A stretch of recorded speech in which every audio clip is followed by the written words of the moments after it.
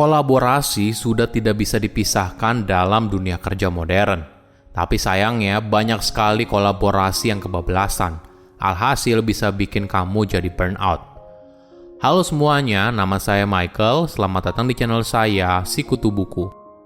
Kali ini saya akan bahas bagaimana tips menjadi anggota tim yang baik.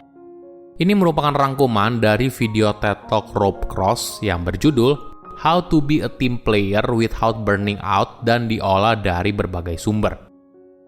Menjadi anggota tim yang baik merupakan keahlian penting yang harus kamu kuasai. Di tempat kerja modern, kolaborasi ibaratnya sudah jadi sesuatu yang tidak terpisahkan. Kamu tidak bisa lagi bekerja sendirian. Di dunia kerja, kamu dituntut untuk bisa bekerja sama dengan orang lain untuk menyelesaikan sesuatu, entah sebuah proyek atau secara reguler bekerja sama. Namun sayangnya, walaupun kolaborasi itu sangat penting, ada kalanya kolaborasi justru bisa kebablasan. Kita mungkin saja diajak meeting, tapi sebenarnya tidak ada kontribusi atau nilai tambah yang bisa kita berikan. Lama-kelamaan, hal ini yang bisa bikin kita jadi burnout. Sebelum kita mulai, buat kalian yang mau support channel ini agar terus berkarya, caranya gampang banget. Kalian cukup klik subscribe dan nyalakan loncengnya. Dukungan kalian membantu banget supaya kita bisa rutin posting dan bersama-sama belajar di channel ini. Tim dibentuk dengan berbagai alasan. Mungkin saja untuk mengerjakan sebuah proyek bersama atau bekerja bersama secara reguler. Apapun itu, energi dan kreativitas dari sebuah grup bisa mencapai hal besar dalam waktu yang lebih sedikit. Dalam sebuah organisasi apapun, menjadi anggota tim yang baik tentunya akan berpengaruh besar pada karir yang kamu jalani.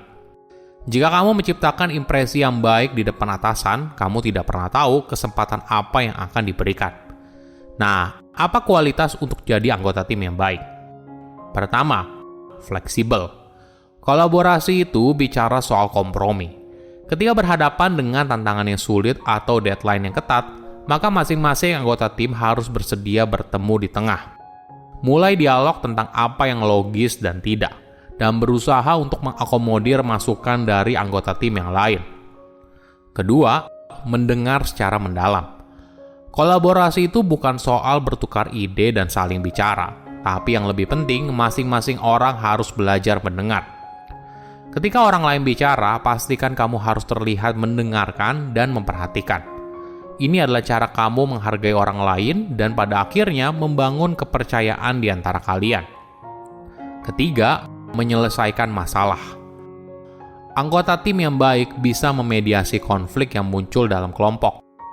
Misalnya, ada anggota tim yang telat mengerjakan tugas sesuai deadline, atau ada yang berdebat soal ide pada sebuah proyek, dan sebagainya.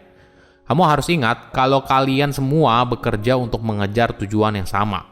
Jadi dengan niat baik, maka konflik itu seharusnya membangun, bukan malah memecah belah tim. Kerja kolaborasi merupakan bagian penting dari ide besar dan membuat ide itu menjadi kenyataan. Di tempat kerja modern, banyak sekali cara untuk meningkatkan kolaborasi, mulai dari meeting, sesi brainstorming, email, chat, dan banyak medium lain yang harapannya bisa membuat kita bekerja lebih erat. Secara rata-rata, kerja secara kolaboratif telah meningkat 50% selama 10 tahun terakhir. Sekarang, jumlahnya mencapai 85% dari total waktu kerja seorang dalam seminggu. Studi menunjukkan kalau mereka bekerja secara kolaboratif entah di pagi hari atau di sore hari. Namun sayangnya, tidak selalu kolaborasi itu baik. Kolaborasi yang kebablasan juga malah membuat seorang jadi burnout dan tidak bisa menyusun prioritas dengan baik.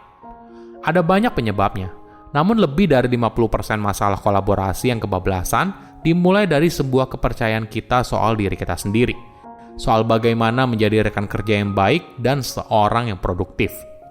Kepercayaan ini yang sulit diubah, tapi apabila kita berusaha membedahnya dengan lebih detail, maka kita bisa membuat pilihan yang lebih baik soal apa yang kita kerjakan dan dengan siapa kita bekerja. Nah, apa sih pemicu yang membuat kita selalu bilang iya setiap kali diajak untuk kolaborasi? Pertama, keinginan untuk membantu. Tentu saja keinginan untuk membantu orang lain merupakan sesuatu yang positif, konstruktif, dan faktor penting untuk sukses. Keinginan ini memenuhi kebutuhan terpendam kita untuk menjadi seorang yang dapat diandalkan dan identitas kita sebagai anggota tim yang baik. Tapi perlu diingat, semakin sering kita selalu berusaha membantu, maka semakin banyak orang yang akan meminta bantuan. Masalahnya, hal ini justru lama-kelamaan bisa membuat kamu jadi bottleneck dan menghambat orang lain. Kedua, kebutuhan akan pencapaian. Dorongan untuk mencapai sesuatu merupakan sebuah karakter penting untuk sukses dan produktif di dunia kerja.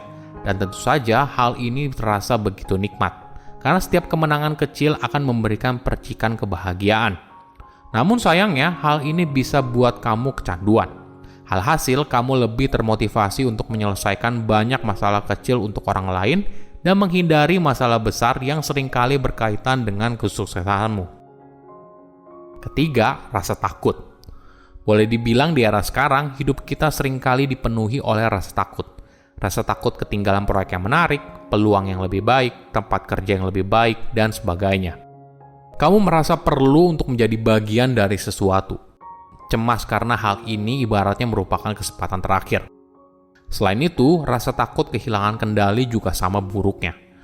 Hal ini membuat kamu sulit untuk mendelegasikan pekerjaan atau terhubung dengan orang di sekitar, sehingga kamu selalu mengerjakan apapun sendirian.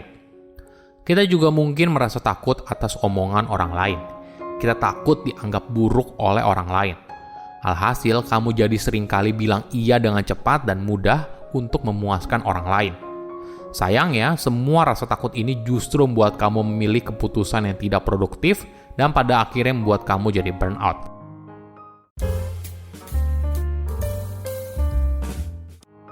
Oke, apakah ada cara yang lebih baik? Pertama, belajar untuk bilang tidak. Jangan terjebak dalam sebuah kepercayaan kalau kamu tidak punya pilihan ketika seorang meminta bantuan. Jawaban kamu tidak harus antara iya atau tidak. Ketika kamu mendapat permintaan dari atasan atau rekan kerja, kemungkinan besar mereka tidak tahu apa yang sedang kamu kerjakan. Kamu bisa menjelaskan proyek apa yang sedang kamu kerjakan dan tenggat waktu yang mendesak. Jika kamu tidak punya sumber daya yang tersisa, maka kamu bisa mengatur ulang kapan kamu harus menyelesaikan pekerjaan tersebut atau mendelegasikannya ke orang lain. Ingat, ketika kamu bilang iya pada seseorang, artinya kamu bilang tidak pada orang lain. Jadi, hanya katakan iya pada hal yang benar-benar penting buat kamu. Kedua, delegasikan pekerjaan. Buat batasan antara pekerjaan yang memang butuh keahlianmu dan pekerjaan dengan risiko rendah yang bisa kamu delegasikan kepada orang lain. Dukung orang lain untuk bisa maju secara pribadi dan profesional. Jangan lupa juga untuk merayakan ketika orang itu berhasil mengerjakan tugasnya dengan baik. Jangan buru-buru bilang kalau kamu bisa melakukannya dengan lebih baik. Ketiga, perhatikan apa yang kamu inginkan dalam kehidupan profesionalmu. Seseorang dengan kinerja tinggi tahu apa yang dia inginkan dalam karir dan langkah apa saja yang ditempuh untuk mencapainya. Mereka tidak hanya berpikir soal prioritas dalam hitungan minggu, tapi 2 hingga 3 bulan ke depan. Jadi, ketika ada ajakan untuk kolaborasi, jangan buat keputusan berdasarkan emosional. Tanyakan ke dirimu sendiri, bagaimana hal ini bisa berhubungan dengan tujuan jangka panjangmu. Silakan komen di kolom komentar pelajaran apa yang kalian dapat ketika tahu informasi ini. Selain itu, komen juga mau tahu informasi apa lagi yang saya review di video berikutnya.